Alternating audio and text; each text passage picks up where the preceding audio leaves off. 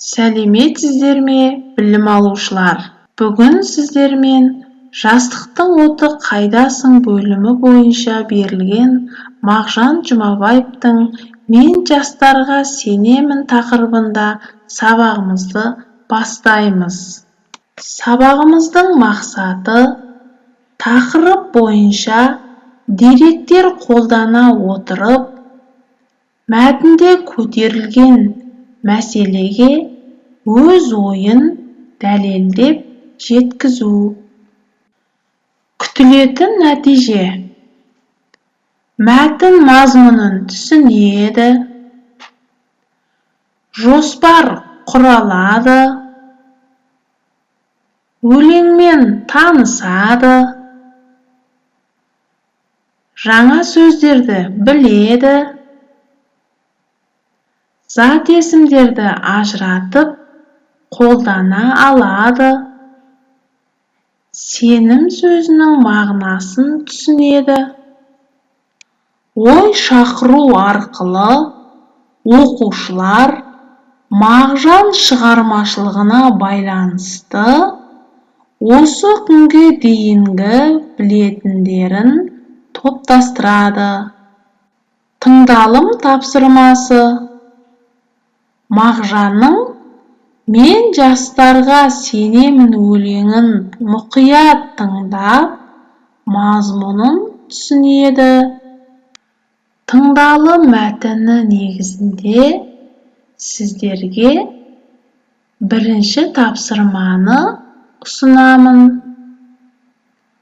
Бұл жерде сіздерге бейнежазба мазмұны негізінде сұрақтарға жауап беру тапсырылады. Тапсырманы орындау барысында сабақты тоқтатып қойып, тапсырманы орындауға болады. Тапсырма дескрипторы: мәтін мазмұнын түсінеді, сұрақтарға жауап бере алады. Өлеңде кездесетін жаңа сөздермен танысады. Екінші тапсырмада жаңа сөздерді берілген суреттер негізінде тауып, өлең мазмұны негізінде жастарды қайратты болуға, айбарлы болуға шақыратындығын көрсетеді. Тапсырма дескрипторы: жаңа сөздерді түсінеді, мағынасын біледі. Ары қарай үшінші тапсырмада берілген сөздерге сөйлем құрау тапсырмасы берілген. Тапсырма дескрипторы: сөз мағынасын түсінеді, сөйлем құрай алады. Ары қарай төртінші тапсырмада тілдік бағдарға қатысты тапсырма берілген. Өлеңнен зат есімдерді теріп жазады. Тапсырма дескрипторы: зат есімдерді біледі,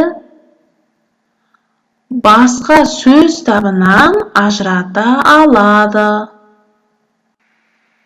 Ары қарай бесінші тапсырмада 5 жолды өлең әдісі арқылы сенім сөзін талдап жазады.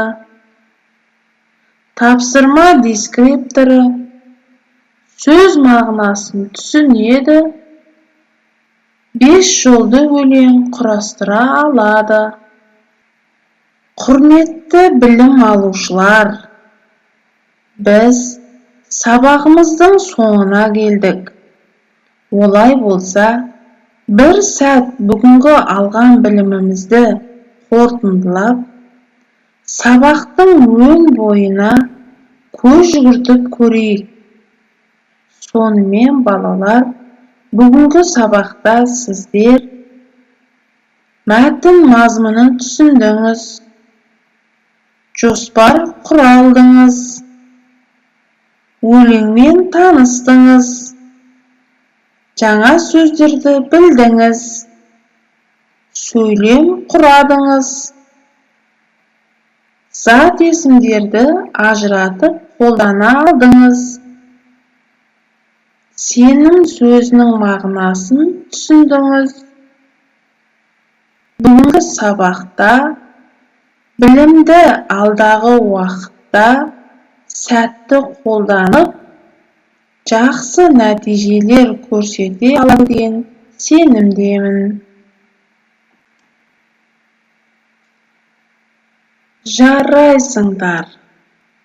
Бүгінгі өткен тақырып жайлы өз ойларыңды 3Q әрпі әдісі арқылы ой бөлісіңіздер. Бұл тақырып бойынша қызықты не болды?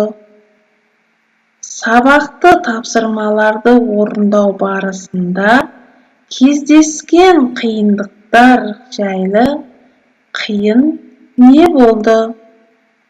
Ең соңғы бүгінгі алған біліміңізде қолжетімді не болды? Білетін біліміңізді байланыстыра отырып, өз ойыңызды жеткізіңіз.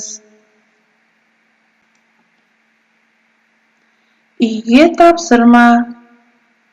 Мен жастарға сенемін. Өлеңін жаттап алыңыз. Келесі сабақта кездескенше сау болыңдар балалар.